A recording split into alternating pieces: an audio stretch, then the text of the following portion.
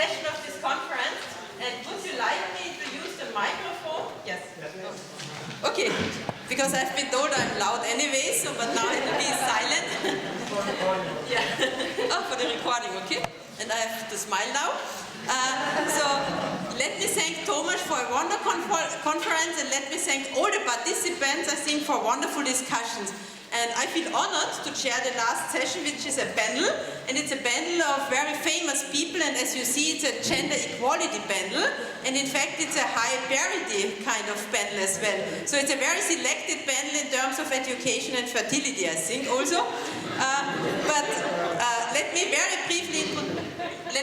briefly introduce the speakers, and I'm very happy that Alicia Adsera, she's joining the panel. She's from the Princeton University, as you know, and what many of you might maybe not know so much, I mean, she's not just working on education and fertility. During the last year, she has worked a lot on migration as well and fertility. I think it's a very important topic nowadays, especially also, I think, in Europe, and education, of course, plays a role there as well. Wolfgang, I have Lutz. I think I almost don't have to introduce him. He's the head of all the demography institutes in Vienna and around Vienna. And he's a world-leading scholar, of course, in demography. And he was the one bringing really demography to Vienna, to Austria. And let me say, we are now the hub of demography in Europe, or at least in Austria, but maybe in Europe. And I'm really happy that Wolfgang will give us some insight, and he has worked a lot on low fertility, of course, low fertility trap, you know, and especially on education and the fertility transition. I'm also very happy that Isabella is joining the panel. Isabella is working as senior scientist at the VIT, and she's heading the Austrian demography group there. She's very much involved in all the Austrian surveys, in the GGS, in the SHARE, and recently also in a new survey on refugees and their education. And I think she's the expert on step-family fertility, on fertility and higher education, so I'm sure we will learn a lot about her statement. Diego Ramiro-Fariñas, I'm very happy, I think, to have someone also kind of like from a country, I think, which is very interesting in terms of its fertility development during the last years. And he's the head of the Department of Population at the Spanish National Research Council. And in fact, when I looked at his CV, I didn't know about the presentation from yesterday before. I just checked historical demography mortality, and I think the really nice thing is, as he has told us yesterday, there's a lot also in terms of research he's doing now on fertility and the economic crisis. Now, I'm also very happy to have Rita Testa on our panel. And let me say, Rita, she's currently an Else Richter kind of employee here at the Business and Economics University, and there's something specific behind it. Else Richter, she was the first female doing a habilitation at the University of Vienna in 1905, and it's about 110 years afterwards that Rita Testa will do her habilitation and finish it in about 2 weeks, so I think it's a special event, I mean, to have Rita here. So a lot of things have changed during the last 110 years. And she's one of our really most skilled scholars in terms of really fertility, reproductive decision, especially fertility intention, and she has her own fund now doing, it's called RECAP, on reproduction, decision making and human capital. And last but not least, I'm extremely happy to have Jan van Bavel here. And I really like, I mean, Jan van Bavel is professor of demography at University of Leuven. And I really like your project, the ESC funded project, which is called Gender Ball. And I think it's, we are playing maybe a gender game now, but the point of his proposal is really like that there's a reversal of gender inequality in education. We have many more female educated kind of people around, I mean, who are looking for partners, and so the really kind of marriage market will play a huge role also for fertility. And that's one of the main points I think you are also trying to investigate, and you're always asking after presentations, what about the partner? So you're right, we should not forget about the partner in terms of fertility when there are kind of changes in the educational distribution in a society. I'm stopping here, except that you get some rules of the game now, and the rule of the game is that each of you has 6 minutes, and we are starting with Alicia to give the first presentation, and after 6 minutes I'm standing up and I'm giving away the microphone from you and to the next one. And then after these 6 minutes for each of you, I would like to open the floor to the audience. And let's see how active the audience is, and depending on this then, of course, we will have a final round, definitely, of the panelists here. So many thanks, and the floor is yours, Alicia. Okay, thank you, Alexia. I was told I had to prepare a PowerPoint, so I just put some things together, but I think the topic that I was supposed to speak was whether highly educated women will have more children. And so part of what I'm going to say is to repeat a little bit of what I said the other day, because you cannot invent everything very fast on what I think, but I just want to make emphasis in 2 or 3 things. First thing is that we've seen around that intentions are still there. And we saw that, and we saw also there are some gaps. So Rita showed some positive relationships with education at country level, and also in these transitions to parity to second child after 1. Wolfgang also showed that somehow in the big data the gaps seem to be higher for the higher educated, but this may be changing. My argument is with new recent transformations in the labour market, we may observe that the gaps may be shifting in educational levels. And the other thing important is when we're thinking about intentions, what about what people are thinking on possibilities of using ART? And I think one important idea is that it's important to give more information to people, realize which are the limits of ART. Which is something that maybe wasn't really brought up, but I saw a poster the other day, and I think that's something that should be in the debate.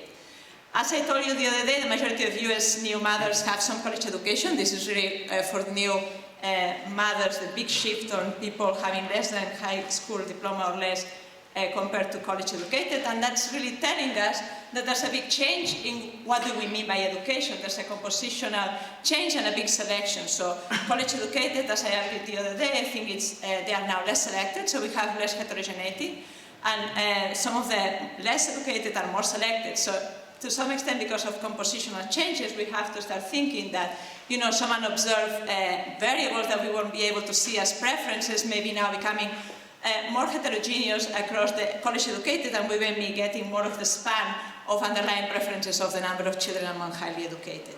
So what's education? Education is not maybe what we think it was before. As I said, now we may be thinking about measuring education differently. On one end, I agree with Wolfgang's presentation the other day that education overall is increasing cognitive abilities, is related to lower morbidity, lower lives, less risk aversion, better general skills to make us work, and as a result maybe higher opportunities in the labour market and in life expectancy. But at the same time, when we're trying to measure trying to answer this question of high fertility or not among highly educated, we may be thinking about how we measure fertility. We already saw some presentations, people trying to normalize education, thinking, for example, on quartiles, thinking on educational prestige, thinking in subfields, something that we have to think as researchers of how do we want to instrumentalize that in terms of measurement. Another important thing is whether now we think there's a big correlation between education and income in the same way that we normally think it was.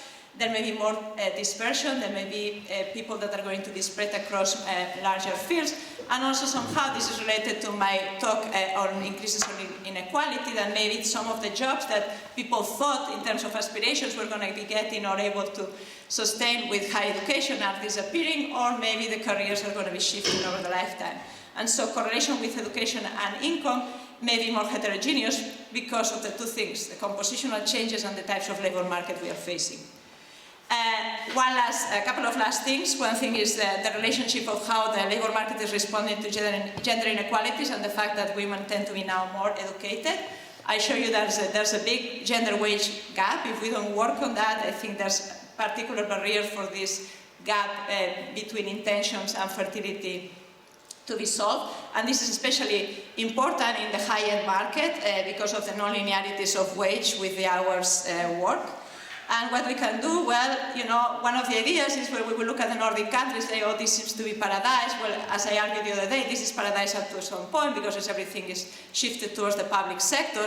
And, there's a limit into, what types of wages women are getting there, what types of careers they are getting there, and sectors. And where we're thinking about the investments, that the high education is implying of more human capital and potential for a country, and longer life expectancy and fewer years with the kids, maybe we have to think about, private sector and also levelly improving the playing field for women in that sector. So I think that's a big policy agenda that needs to be explored. Future, we look at somehow with the recent crisis there's some convergence, so the question is this temporary, permanent? I think it's a little bit more going permanent, precisely because of the changes in composition, so somehow we are going to get closer to see the achieved fertility across groups coming to converge, and the big question is, how is this going to be related on how the labour market does during the next years, and then we have to be concerned, as I said, about the lower end, and how some of the intergenerational inequalities may be important in some countries where less mobility, when we are seeing that, in the lower end of the educated, we are having a concentration of more single motherhood, less permanent employment, and kids with fewer hours of attention from the parents. Is that 6 minutes? Okay, that's perfect. That's 5.5 minutes, I think. And maybe one final question, and which you don't have to answer, but this was really the question of the panel, in fact, which I did not repeat. Will highly educated women have more children in the future? Would you like to give an answer to this question? I think they will on average, precisely because what we have is a more heterogeneous group, and we're going to have some of the people on unobservables that will be in preferences different or less selected on average. And I think also somehow because of potentially changes in the labor market for women, and also related to some of the patterns we saw on marital formation. So we look at more hypogamy, and I think that's going to contribute. The fact that before highly educated had harder time in finding partnerships and now things have been changing, and I think that will contribute also to potentially not delaying partnership formation in relative terms in the same. Okay, yeah, perfect. It's a little poll we are doing here, which we might want to publish in the yearbook later on. Okay, Wolfgang, the turn is yours. Thank you very much. Is it on now? Yes. Okay. In answering this challenging question that is posed to us, I will come back to the distinction that I made at the beginning of in my lecture on Wednesday, that it really needs to be decomposed into two quite different questions. The one question is, what is the target family size of women or couples with high education? And the other is, to what degree will these women or these couples be in a position to actually reach the target? And I think the second part is much easier to answer, because there seems to be a very clear case that more educated women are better empowered to actually meet their target. That is either avoiding unplanned pregnancies, and there's good evidence that the more educated have fewer unplanned births, but also arranging their life and their partnership relations and all these things that are prerequisites for the decision to have a child in such a way that they are more conducive to actually reaching the target. And in this, Alicia has referred to this, we really can draw a parallel to mortality and health, where the effect is somewhat clearer, because there the target is always in one direction. You always want to avoid premature death of yourself or your children or your partner, and there clearly higher empowerment to reach the target is resulting in higher life expectancy and lower mortality. So in a way there, these empowerment effects are very clear and really rather undisputed. The more difficult question is, what will be the target for the more educated women as compared to the others? And this really is part of the overall question: where is low fertility heading in the longer term future? In a way, we're in a good choice, because there are only discrete targets. There can be 0, 1, 2, 3, in rare cases 4 as the target. And of course, as we know, the targets in Europe at least are very much focused still on the 2, also the 1 is increasing, and in East Asia actually in some settings is a majority who have a target of 1. But what determines this target? And I'm speaking a target and not ideal family size here, because the target already, the way I say it here, is maybe more with intended family size. which is already a mix of what would be an ideal, but then also factoring in the costs of having children in terms of my professional career, in terms of partnership, and also it's sort of the net, after considering all these factors, that is sort of the target, what I want to achieve. And this, in the next instance, is we know that this is very much influenced by values. How highly do I value children in terms of spending my time as well as my money, and probably the time is even the more important here, on raising children, as opposed to other meaningful ways of spending my time and my money.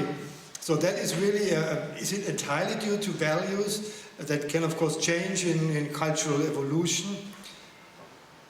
Well, the word evolution that I just mentioned, of course, gives us also a biological hint.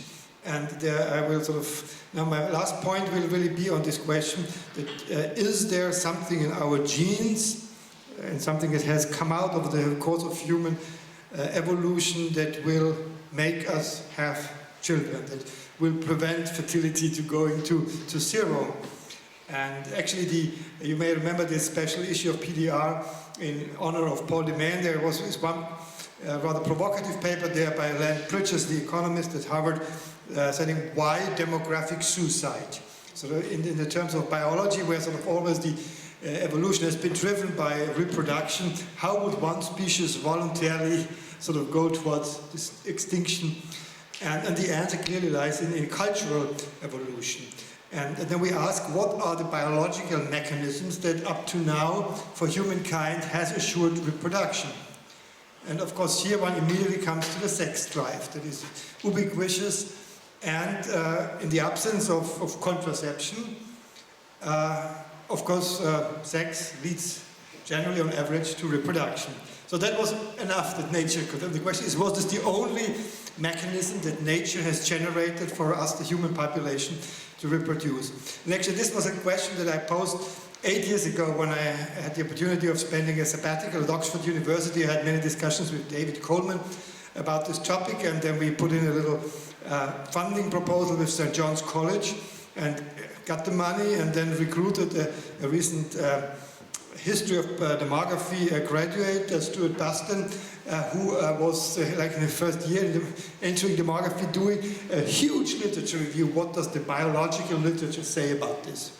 And in a short bottom line is there doesn't seem to be any other strong biologically based mechanism. There seems to be a reflex, like if you see a cute baby, yes, we look after the baby, but a reflex doesn't mean that we create a situation in which we can exert this reflex. The question is there particularly for women more evidence that there is sort of a caring drive? And then there are some people claim, yes, this may be, but you can do it with pets, you can have a cat instead of a baby, and you still sort of can live this caring drive. So in other words, and I need to come to conclusion here, it is really a very open question. What will be the target in the future, but I see no doubt about education empowering couples to better reach the target. Okay, many thanks. So we have 2 votes on the yes side. Now I'm curious, Isabella, it's your turn.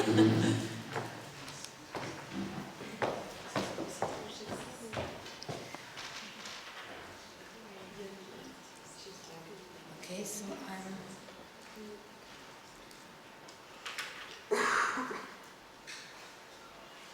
as Alicia said, demography of Austria, I would like to concentrate on Austria now and guide you through some aspects of fertility and family in Austria. This figure you've seen several times during this conference, also before, it is from Christoph Seemann and Martin, you've shown something similar, is this high level of childlessness among tertiary educated women in the German-speaking countries, especially in Switzerland and Western Germany and in Austria. We have these high levels, which are around 30%. When in a research that we were conducting some years ago, we focused on a special group of highly educated women, which are female scientists and researchers. there are numbers out in Germany and Austria which show or indicate that about 45 up to 60% of women working in research and at universities or professors are childless. And so we have about 45% in Austria and up to 56% in Germany. We have considerable lower levels in Poland, Sweden, France and Spain. And our question was, are there high levels of childlessness and the lower number of children intended in Austria? And what about women's ideals? And what about their intentions of women working in science and research? And here you have a graph. So we interviewed about 200 women in research and science, and here you have the personal ideals, their intended number and their actual number of children. And when you, so in yellow is ideal, in blue intended, and in red we have actual and realized fertility. And when you look at the cohorts up to the age of 34, you see that they have also the highly educated women have quite high these are personal ideals. High personal ideals of family size and even also high intended number of children. So we found more or less that this high, that women at a certain point they want to, even at these higher positions want to have children, and for some reasons they remain then childless afterwards or abandon their intention to have a child. What is often mentioned is this enrollment in childcare, and Austria is one of the countries with a low level of enrollment of children under the age of 3. From 2010 to 13, enrollment rates have increased in Austria, especially in Vienna, but the rates are still far below those reached in other OECD countries. In Austria we have the dominant family or way to combine family and work is one full-timer and one part-timer, and you see the Netherlands is leading in the proportion of such couples, followed by Austria. Caroline Berghammer has done a very nice work on, and she looked at this model of the combination of family and work in Austria over the last decades. And here you have the modernized male breadwinner model, so this is this combination of one full-time and one part-time. And in red here are this combination of both highly educated women, and what you see here is that even among highly educated women there is an increase in this modernized male breadwinner model. Here is the dual breadwinner model, and she concluded that couples with children below the age of 3, whose mothers are highly educated, increasingly turn away from the dual breadwinner model and choose the modernized breadwinner model. So she finds a re-traditionalization among highly educated women in Austria. What about the gender gap? This was also mentioned before. According to OECD comparison, we find that full-time wage gaps are larger in Austria than in comparable countries, and we find that hourly wage gaps are the highest among comparable countries. When you look at the gender gap consists of different components, and here you have the overall index and its components. And the higher the score, mean more gender equity, and especially when you look at this political aspect here, this one here. This is a political empowerment, and you see that this is extremely low in Austria. And so I had a look at the Austrian governors. In Austria we have 9 federal states, and they are here ordered by the size of the population within these federal states, so Vienna, Lower Austria, Upper Austria, and so forth. When we look at the gender or sex of those governing these federal states, we find 100% male men. When we look at the age, we see that the mean age of those governing in these federal states is 61 years. If we weight by the size of the population, we have a mean size of 64 years.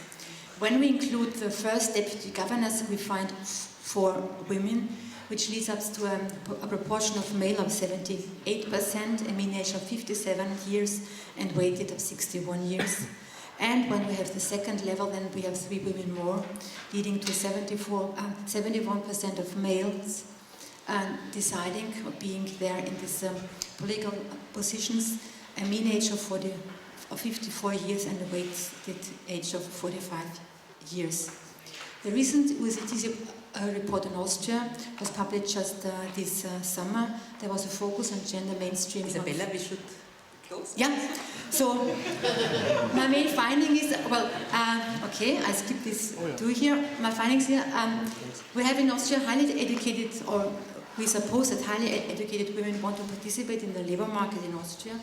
In general, gender equity is important for aspects of combining family and work. And I see no indicators for a steep increase in gender equity in Austria in the near future. And my conclusion is that I see no predictors to assume a steep drop in childlessness of highly educated women in Austria. Okay, many thanks. So we got the first negative. But I should maybe say if this is specific for Austria, we got a negative vote, and the other was more general, the positive vote. And we are now coming to the fourth speaker. Yes, it's your turn.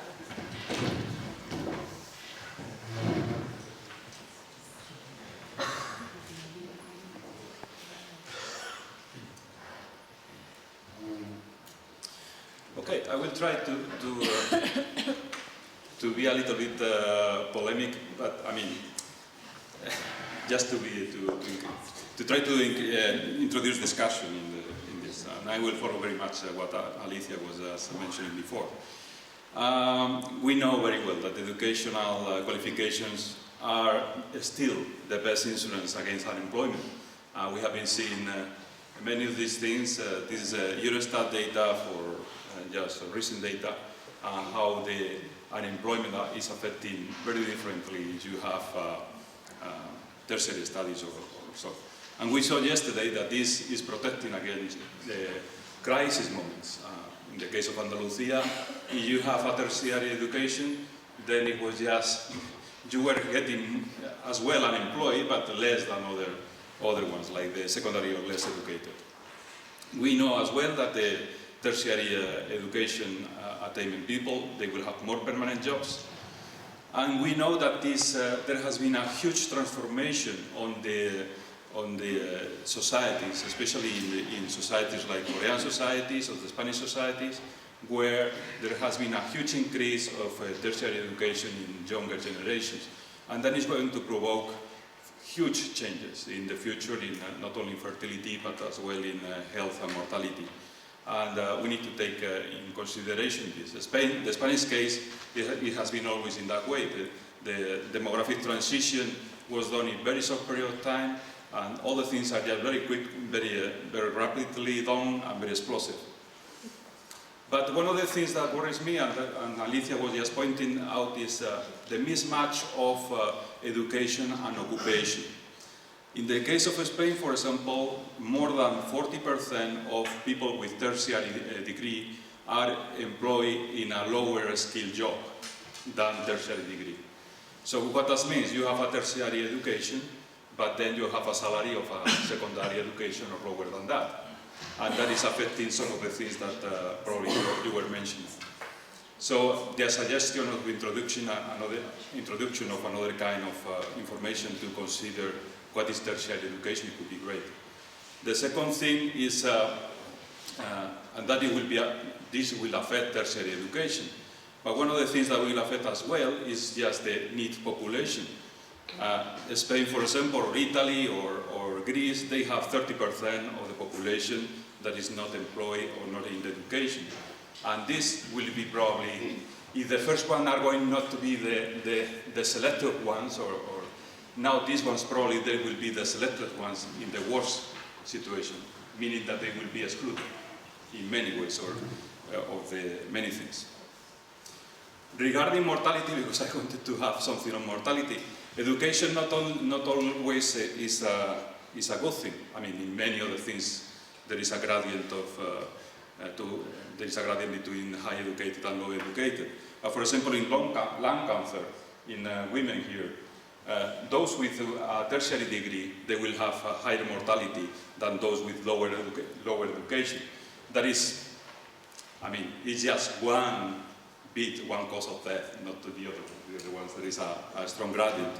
But this one, for example, that is related to habits, is present over there. Yesterday, I was just showing this data on education attainment and employment with Andalusian data. So to answer the two questions on will the tertiary educated or the university educated women have higher fertility than the others? Probably in the future, in this case, probably they will do, because those with lower education than the tertiary education, they have a very strong effect they were very strongly hit by the economic crisis, especially those who were not involved in the labor market. Are they going to have higher fertility in the future? It looks like there is now a kind of trend reversal. So 2013 and 2014, there has been a slight increase in fertility.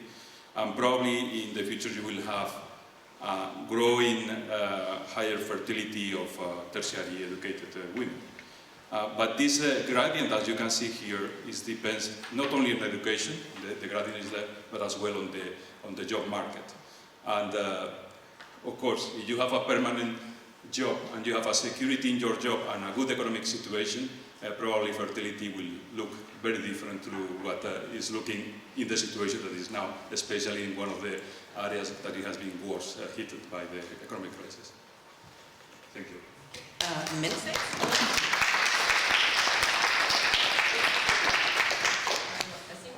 Really very clear and nice statements, and I think a common message so far after the first four panelists is really it really means what education gives you in a sense, like in different markets and in different spheres of your life. And I'm happy now that Rita is the next star.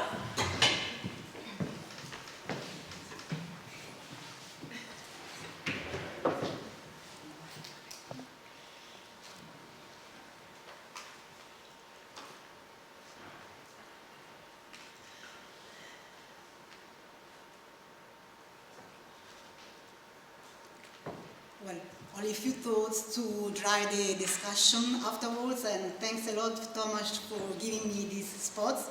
And I will just start with putting other questions. When we ask whether highly educated women will have higher fertility rates, are we asking in absolute or relative terms? So in comparison with the low educated, or in comparison with highly educated men? I think this should be clear when we try to answer the question, on top of all the discussion. Well, first of all, as Wolfgang also has emphasized in his intervention, we have to ask whether there is a room for highly educated to increase.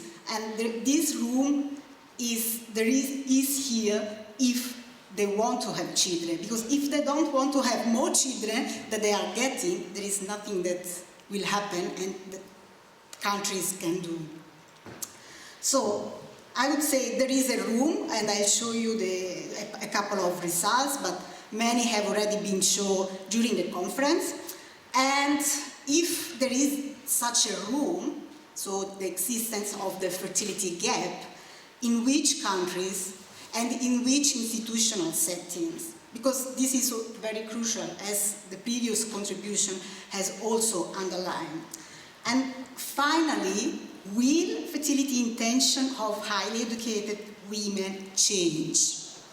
Here I'm referring more to the idea, not to the ability, as Wolfgang said, not to the ability, but to the ideal, what they have in mind.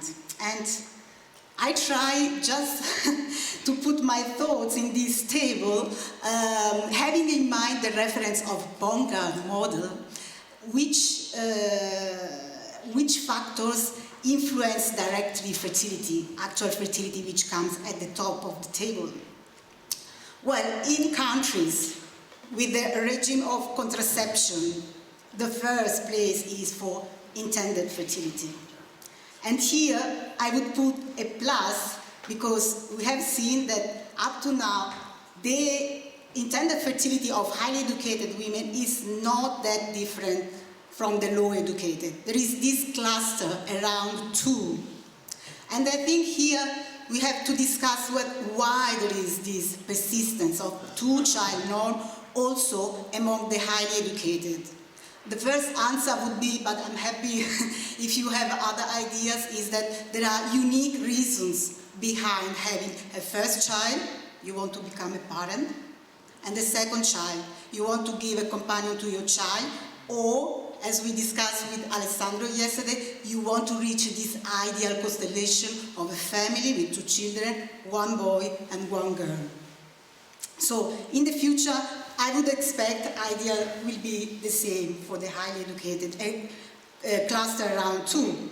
The partnership, I would expect that on this side, there are positive forces driving fertility of highly educated.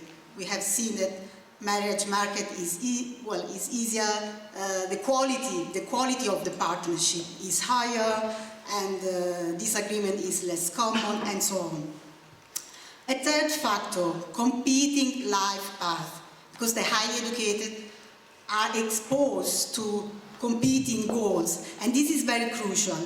This is, for me, the most uncertain factor in giving the answer to Alexia today.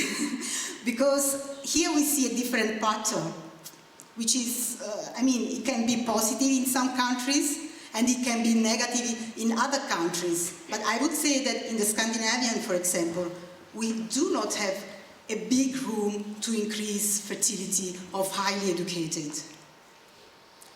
And finally, the biological clock, which was also mentioned by Wolfgang in his talk, the first day conference, and fecundity impairment. And I would say here, I put for today a minus and plus, but in the future, I'm pretty confident that the new technology will help women also at older age to have their desired children, more and more. Also here, the effect is unpredictable. So here, just to support the statement that we have a room for increasing fertility of highly educated, you don't see in this distribution of ultimately intended family size by educational levels very much differences between low, medium, and high educated. And here you see, I think the graph has been shown also in the course of the conference, a positive correlation between the share of highly educated women in the country and the mean ultimately intended family size, children already born plus those intended to have for the future. And finally, the last slide is that this positive correlation is also observed if we keep on the x-axis the country share of highly educated women, and on the y-axis here we look at the mean actual number of children of highly educated women. So my answer for Alexia is yes, we can observe higher fertility rate to the extent countries will enable women to have both a career in the family and in the market. Many thanks.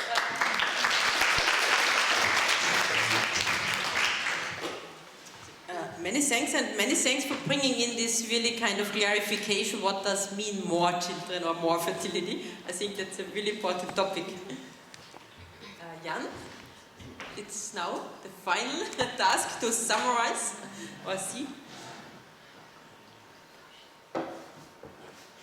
It's full screen. F5.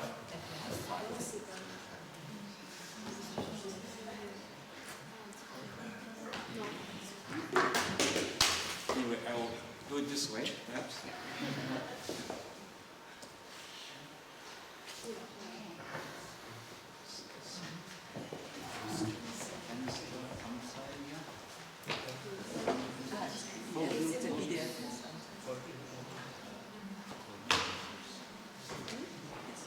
Okay, so will highly educated women have more children in the future? That's the question. What is the answer? Surprise, surprise. But, it depends. It depends on all the things that the previous speakers have pointed out. It depends on institutions. I think that's very important. Childcare, for example. But I would like to point out today the role played by a very particular species that has often been forgotten in fertility research, and this is the male species. So it depends on what do men actually want. Do men want to do this? Want to combine work and family life? Doing business while taking care of the kids and working in the kitchen? Or do men perhaps prefer to be in the kitchen? Do they perhaps prefer to be in the kitchen in another way with a beer while the wife is preparing? So basically, I was observing, or we were all observing, that there was this reversal of the gender gap in education, and this is for higher educated women an important change in the marriage market, because we know that typically highly educated women have tended to prefer men who have at least the same college, the same degree. So we set out and to investigate the implications of this for fertility behavior, and we were able to obtain some money to hire some people to investigate these things. We formulated all kinds of hypotheses, and in a nutshell, we basically had to reject most of the initial hypotheses that we have formulated, because we found out that we are really entering a new kind of economics of the family, where the hypotheses originally were really argued based on the old school Becker type of family economics, which is all about specialization, gender role specialization. It's clear, it's becoming more and more clear as we move on in this project, that we have entered the family economics of pooling of resources, combining roles and bargaining, negotiating about these roles. And it has become clear that a high earning potential has become an attractive feature on the marriage market, not just for men, that already we knew, but also for women. And just to give you one example of a finding that we have here, this is from a paper that's written, first authored by Jolien de Houw. Just a couple of lines here, highly educated women, just look at the lower panel. Highly educated women, we were expecting that they would remain single more often, because they're not sufficiently highly educated men, but actually there is no significant trend in European countries.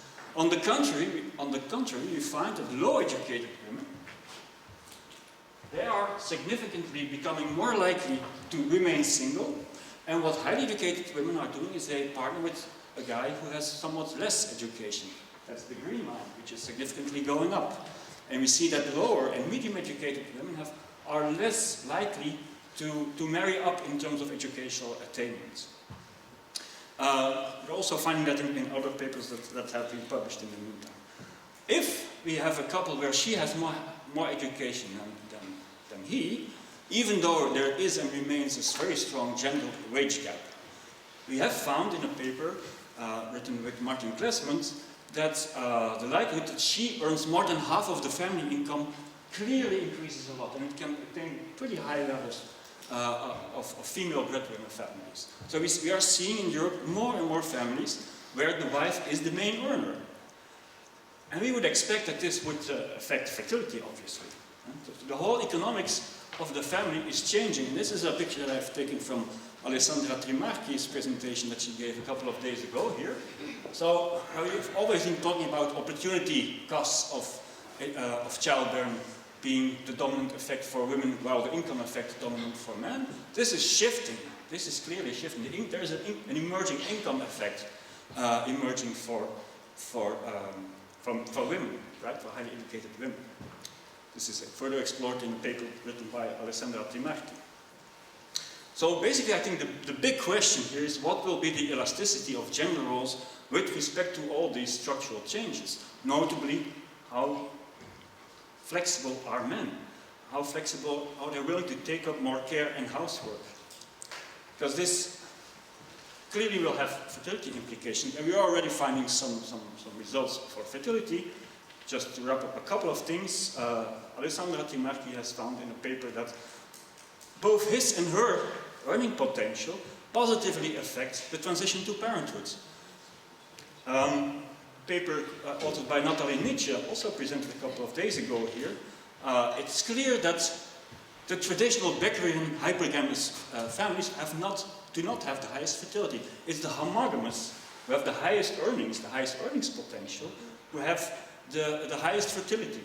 And the fertility of the new kind of hypogamous couples is not systematically lower at all than the traditional hypergamous ones.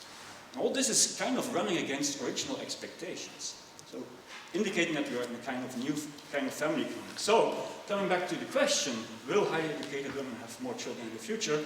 Churchill said, give me an intellectual with one hand, and one with two hands. On the one hand, I said no, not more than now, and not more than low-educated women, because there's a number of processes that lead to, I think, that will systematically lead to somewhat higher fertility for low-educated women.